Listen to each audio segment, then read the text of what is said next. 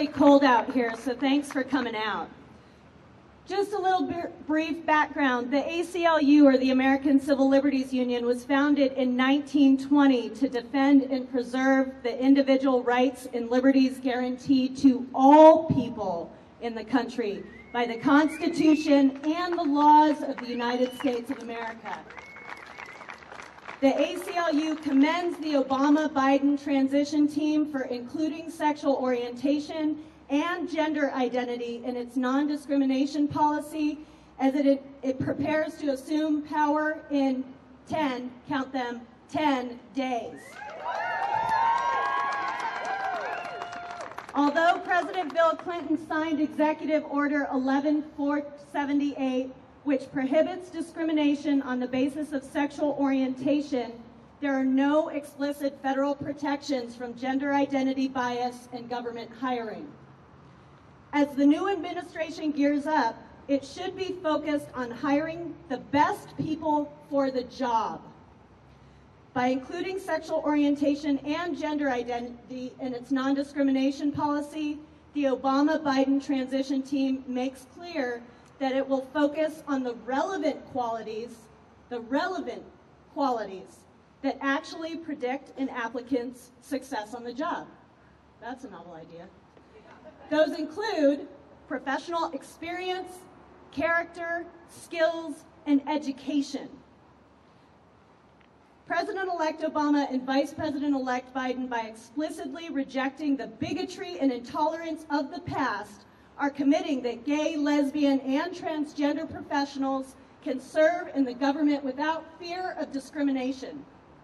This is a critical next step in securing the basic rights of the LGBT community. The inclusion of gender identity is a bold departure from the past. It sends a clear message. The ACLU recommends that President-elect Obama follow this up. And he can follow it up with two things. Number one, he can ban discrimination on the basis of sexual orientation and gender identity in federal contracting.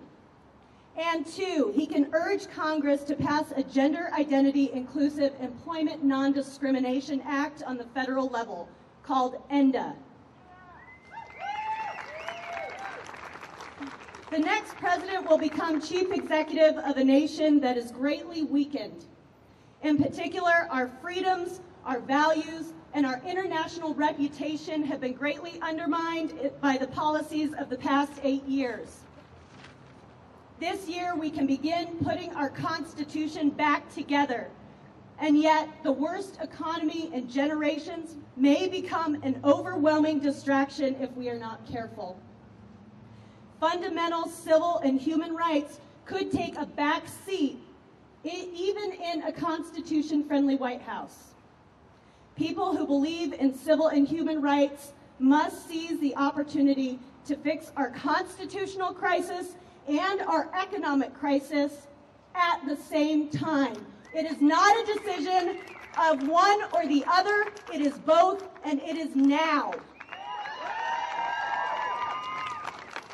So what can you do? Because it's great to come out, but what can you do? I'm asking you to do the following things. Make a commitment to holding our leaders accountable by signing the petitions that are circling and giving them to President Obama. We expect results on the promises that he made during running for President of the United States. Number two, make a commitment by contacting your legislators to amend the Idaho Human Rights Act, our local legislation that is similar to ENDA. If you need more information about the Idaho Human Rights Act, I have papers. In addition, this protection would extend employment protection, housing protection, and public accommodation protection, and adds sexual orientation and gender identity to the Idaho Human Rights Act.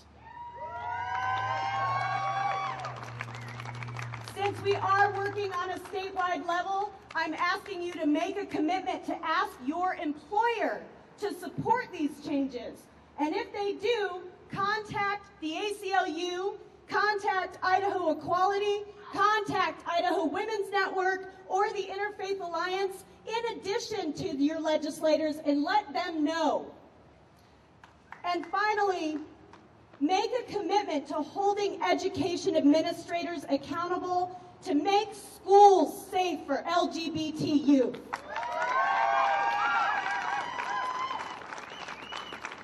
Last night, I had the honor of attending United Vision for Idaho's 2009 celebration dinner.